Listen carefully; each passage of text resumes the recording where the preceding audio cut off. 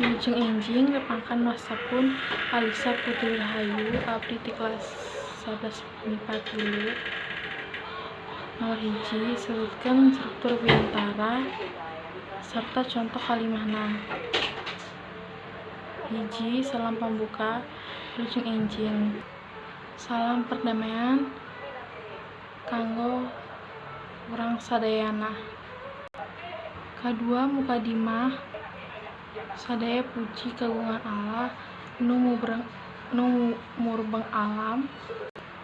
Salam mugi dilimpahkan ka junjunan urang sadayana.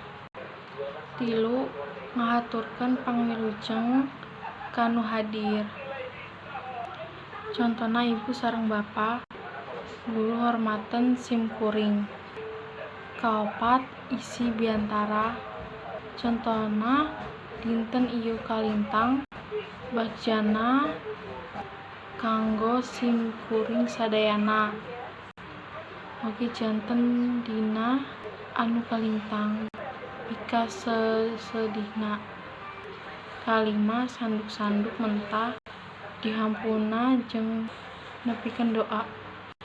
Wilujeng kanton ibu, wilujeng kanton bapa, mung duanu ku simkuring diteda sareng sihapunten anu kanuhun.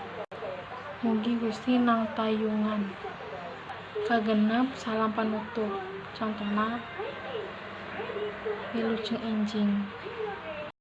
Nomor 2. Sebutkeun singgetan ti taman. T.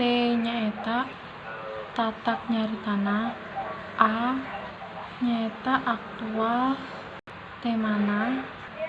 M. Nyaeta munel isina. A. Alus basana. N. Nyaeta ngandung wirahmah. Nomor 3. Kumaha padika biantara teh jelaskeun. 1. Tatak nyaritana hartina. Dina nempikeun biantara teh urang kudu nyarita bari tatak. 2. Aktual temana.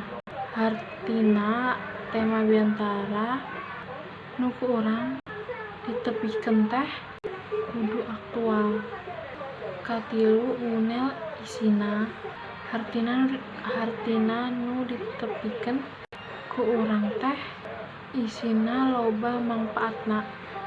4. Alus basana biantara teh seni nyarita. Basa nu dipake dina biantara teh alusna mah dirembeuy ku mamanis basa. 5. Ngandung wirahmah. Hartina dina biantara teh omongan urang kudu diatur kencang kedoma, tarik halona, atawa luhur handapna.